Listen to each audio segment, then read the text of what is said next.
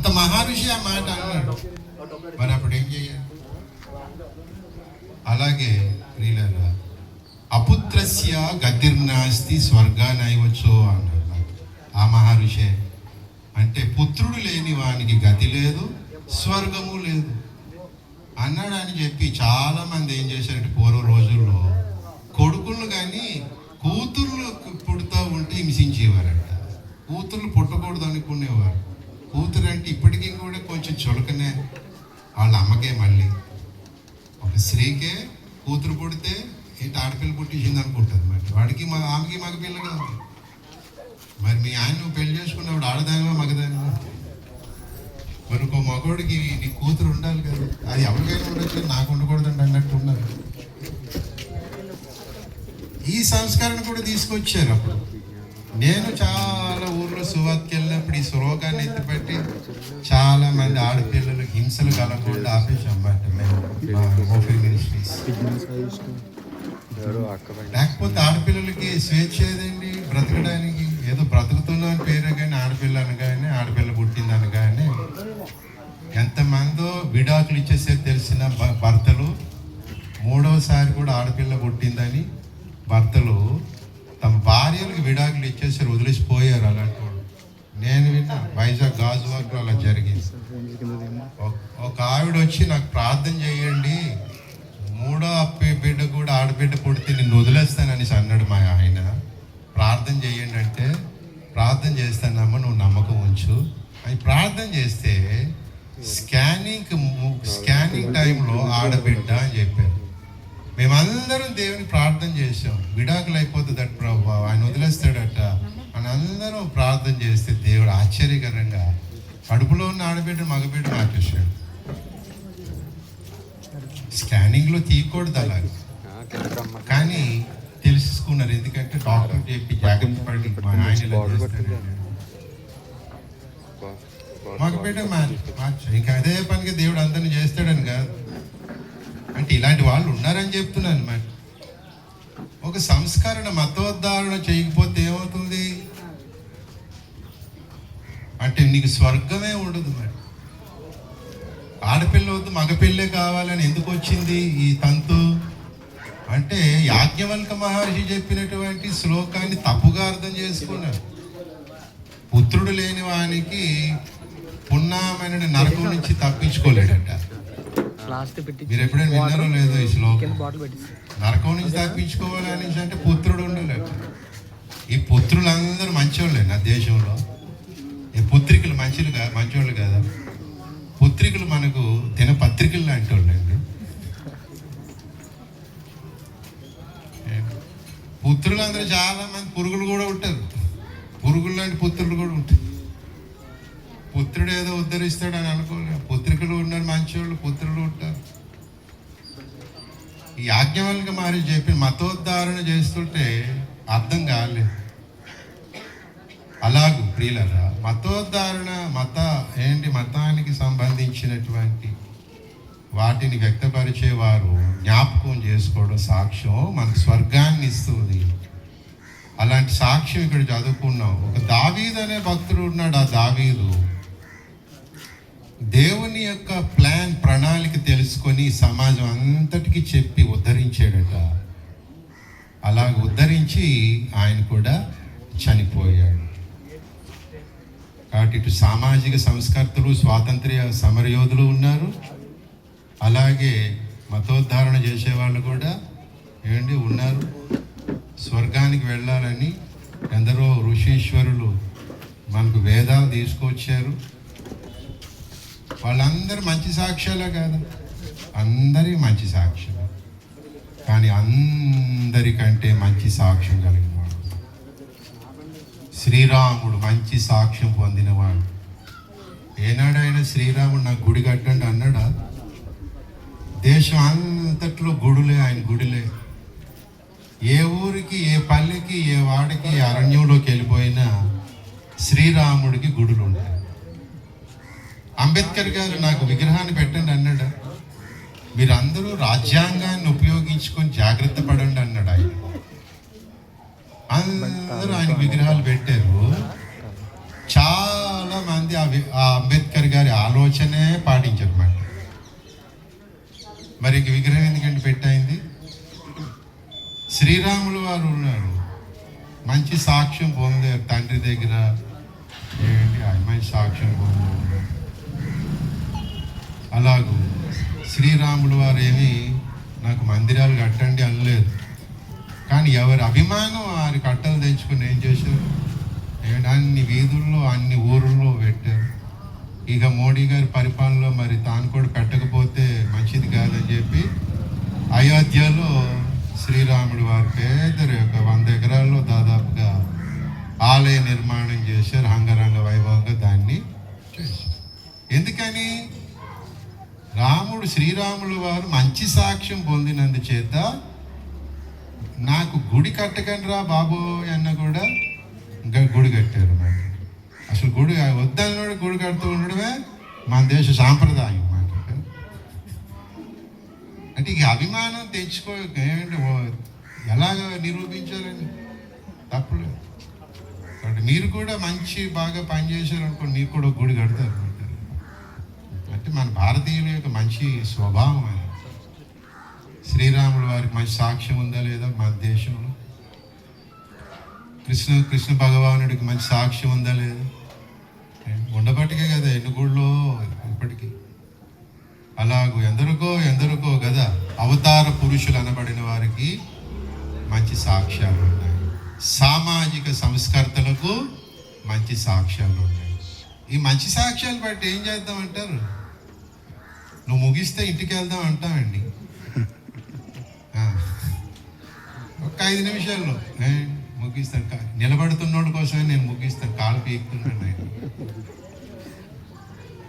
ప్రియులారా, ఎందరో మహానుభావులు, ఎందరో అవతార పురుషులు, వారందరికీ మన యొక్క వందనాలు.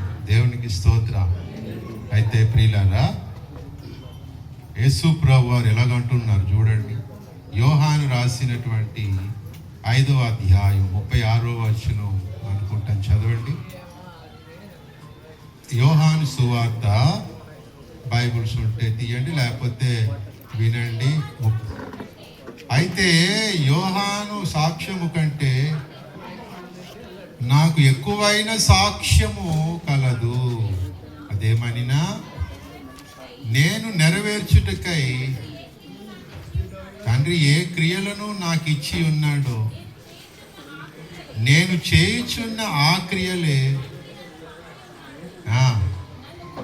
అది యోహాను అనే ఒక భక్తుడు ఉన్నాడు, అందరినీ స్వర్గానికి నడిపిస్తున్నటువంటి భక్తుడు ఉన్నాడు, దావీదు వలె. ఆయనకి చాలా మంచి సాక్ష్యం ఉంది. ఏ అద్భుతాలు చేయలేదు, పేదలు ఎవరికి కూడా దాన ధర్మాలు ఏం చేయలేదు, ఎందుకంటే ఆయనే ఒక పేదోడు. మరి ఏ అద్భుతాలు చేసేటువంటి బాబా లాంటి వాడు కాదు ఆయన.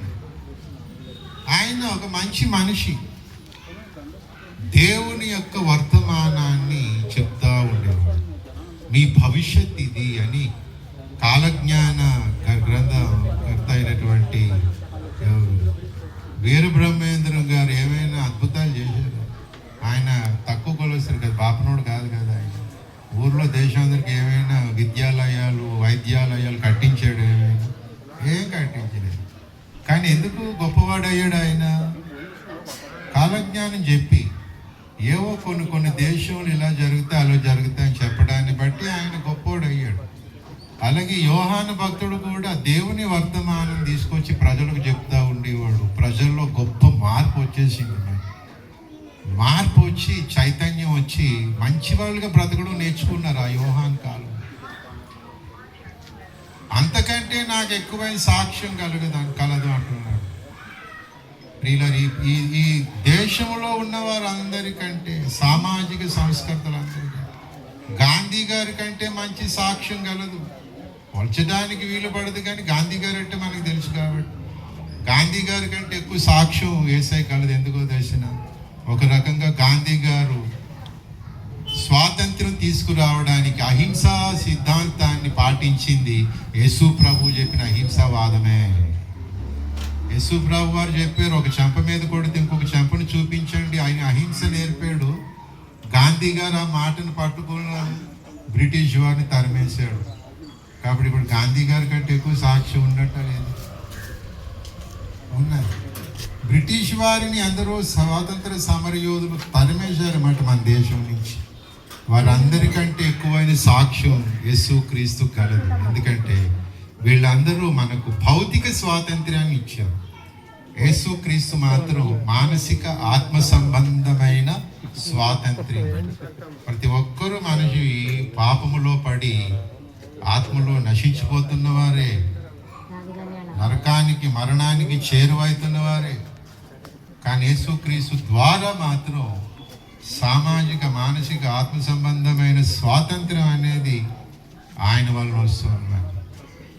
రాముల వారు మంచి సాక్ష్యం ఉన్నది, అంతకంటే యేసుక్రీస్తుకు మంచి సాక్ష్యం ఉన్నది.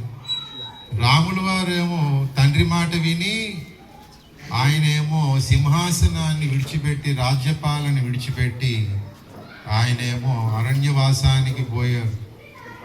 యేసుక్రీస్తు వారైతే పరమ తండ్రి అయిన ఆయన మాట విని పరలోక సింహాసనం విశ్వసింహాసనాన్ని విడిచిపెట్టి ఈ లోకానికి వచ్చి ఈ లోకమైన అరణ్యంలో అరణ్యపాలై అందరి కొరకు చనిపోయాడు ఆయన. అలాగూ ప్రియులారా, శ్రీకృష్ణుల వారికంటే మంచి సాక్ష్యం. వీరెవరిని కూడా విమర్శించడం లేదు. ఓ మంచి సాక్ష్యానికి కారణం చెప్పు. శ్రీకృష్ణుల వారు మంచి సాక్ష్యం, అంతకంటే మంచి సాక్ష్యం యేసుక్రీస్తు వారికి ఉంది. యేసుక్రీస్తు నమ్మేనని ఏంటి దురాభిమానంతో చెప్పడం లేదు, పరిశీలించి చెప్పు.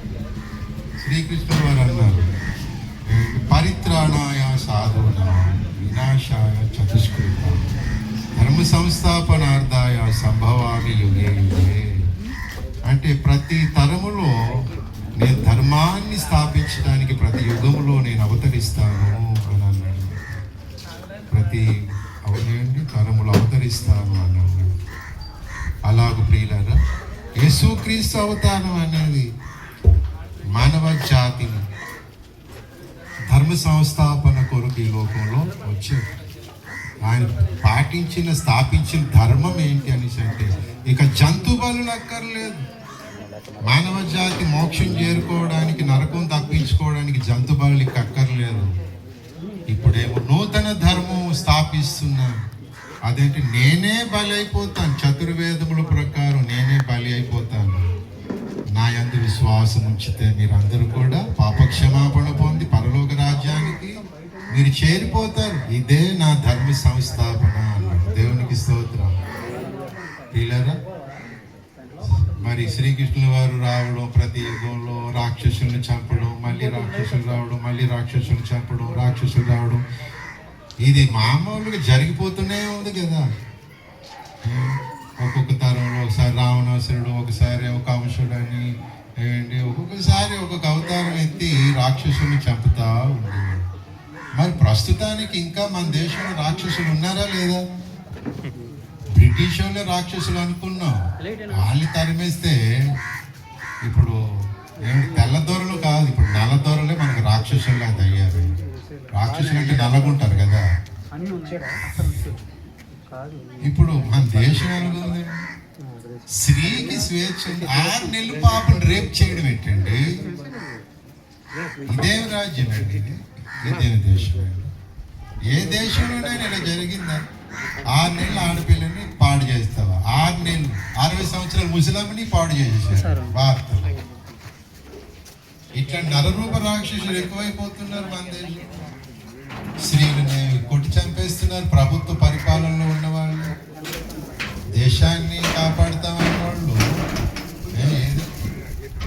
బేటీ బచావో అన్నారు. ఏదండి బేటీ బచావో ఎక్కడ అసలు? మన దేశాన్ని ఏలుతున్నారా, నాశనం చేస్తున్నారా? కులాన్ని బట్టి, మతాన్ని బట్టి, రాజ్యాంగాన్ని బట్టి పరిపాలన చేయాలి కానీ కుల మతాన్ని బట్టి పరిపాలన చేయడం ఏంటి? అలాగ జరుగుతుంటే మరి కృష్ణ భగవానుడు ఏం చేస్తున్నాడు? అడగాలి కదా, భగవాన్ ఈ శ్లోకం ప్రకారం వస్తానన్నారు కదా, రాలేదు. ఆ గ్రంథంలోనే ఉన్నాయి మాట, ఆ గ్రంథాల్లోనే ఉన్నాయి. ఇక దేవుడు నరరూపిగా వచ్చి మానవులందరి కొరకు ఆయన చనిపోయి తిరిగి లేస్తారు. అందరూ చనిపోయారు, అందరూ పాపులే. కొందరు కనపడరు, కొందరు కనబడిపోతారు. అందరూ పాపము చేసి నరకానికి వెళ్తున్నారు.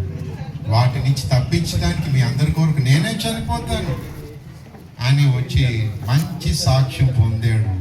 యుగ ధర్మాన్ని మార్చేసి యేసయ్య దేవునికి స్తోత్రం. కాబట్టి మన దేశంలోనే కాదు, ముస్లిం కంట్రీలో ఉన్నటువంటి మరి మహమ్మద్ ప్రవక్త కంటే ముందే పుట్టి పెరిగి ఉద్ధరణ చేసినటువంటి క్రీస్తు ప్రభువు మహమ్మద్ ప్రవక్త కంటే గొప్పవాడాయన అని ఖురాన్ సాక్ష్యం ఇస్తుంది. బుద్ధుడు కంటే గొప్పవాడని బౌద్ధ గ్రంథమైన దిగానికాలో చెప్తుంది. అలాగూ చైనా భక్తుడైనటువంటి కన్ఫ్యూషన్ చెప్పాడు క్రీస్తు కొరకు. అన్ని మతములలో ఉన్నటువంటి మతోద్ధారకులైన సామాజిక కార్యకర్తలైన స్వాతంత్ర్య సమర యోధుల కంటే మంచి సాక్ష్యం, ఉన్నత సాక్ష్యం యేసు క్రీస్తుకు ఉందని అన్ని గ్రంథాలు సాక్ష్యం ఇస్తున్నాయి. కాబట్టి ఈ సాక్ష్యములన్నీ మీ ముందు పెట్టాడు. ఇప్పుడు మనం అందరికంటే మిన్నయైన సాక్ష్యం కలిగిన వాడిని ఏం చేయాలి? మనం ఆశ్రయించాలి. మాట ఏ స్కూల్ మంచిదండి అని ఆ స్కూల్లో జాయిన్ చేస్తావా? అలాగే బట్టల షాప్కి వెళ్తే ఏ బట్టల కొట్టు మంచిదండి అని అంటాం. కూరగాయలకి వెళ్తే మంచి కూరగాయలు అంటాం. అలాగే ప్రపంచంలో ఉత్తమమైన సాక్ష్యం కలిగినటువంటి క్రీస్తు ఉన్నాడు. శత్రువుని ప్రేమించండి, అందరికీ సమాన హక్కులు అన్నాడు. నా క్రియలే నన్ను సాక్ష్యం ఇస్తున్నాయి అన్నాడు. అంటే అందరి కొరకు చనిపోవడానికి వచ్చాడు. కానీ ఏ అవతార పురుషుడు అందరి కొరకు చనిపోవడానికి రాలేదు. అది క్రీస్తు సాక్ష్యం. అలాంటి క్రీస్తుని కలిగినటువంటి సత్యవేణి గారు కూడా మంచి సాక్ష్యం పొందారు. ప్రియులారా, ఆమె మరణంలో చాలా బాధపడ్డారు. కానీ ఆమె దేవ భక్తురాలుగా ఆమె నిలిచిపోయింది. క్రీస్తు ప్రేమే దానికి కారణం. అంత మంచి సాక్ష్యం విన్నామని అంటే అది క్రీస్తు ప్రభువుని బట్టి. కాబట్టి ఈ సాక్ష్యాన్ని ఆ సాక్ష్యాన్ని మనం స్మరణం తెచ్చుకొని ముందుకు మన దేశ స్వాతంత్ర్యం కొరకు, సామాజిక మేలు కొరకు, అలాగే స్వర్గ ప్రాప్తి కొరకు ఈ సాక్ష్యాన్ని మనం గమనిద్దాం.